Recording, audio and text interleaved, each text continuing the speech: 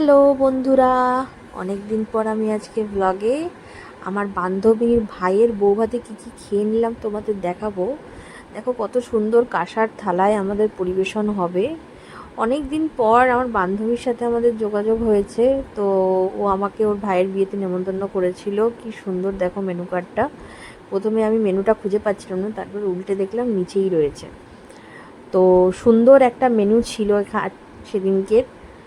আর প্রথমেই তো আমাদের জল দিয়ে দেওয়া হলো, তারপর সুন্দর কাঁসার থালার ওপরে একটা পদ্ম পাতার ওপরে আমি সত্যি বলতে প্রথমবারই খাচ্ছি।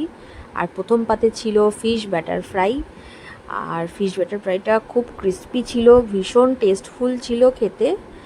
আমার সাথে সাথে আমার ভাইজিকেও আবার দিতে হচ্ছিল, তাই ভিডিওটা এরকম হয়েছে। দেখো কি সুন্দর একটা ফিশের ভেতরে পুর রয়েছে।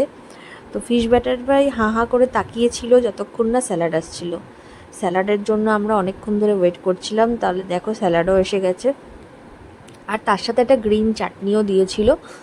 তার চাটনির সাথে তারপর দিতে দিতে চলে আসলো রুমালি রুটি, আর তার সাথে কিমা চানা দিয়ে রুমালি রুটিটা কিন্তু বেশ ভালোই লাগছিল খেতে। এরপরে অবশ্যই চলে এসছে রাইস আর ভেটকি পাতুরি আমার ভীষণ প্রিয়। আমি এমনিতেই মাছটা একটু বেশি খেতে ভালোবাসি। আর ব্যাস, এবার হচ্ছে মেনুর বেস্ট পার্ট, মাটন বিরিয়ানি। আর তার সাথে ছিল একটা ছোট আলু। মাংসটা দেখো কি সুন্দর হয়েছে।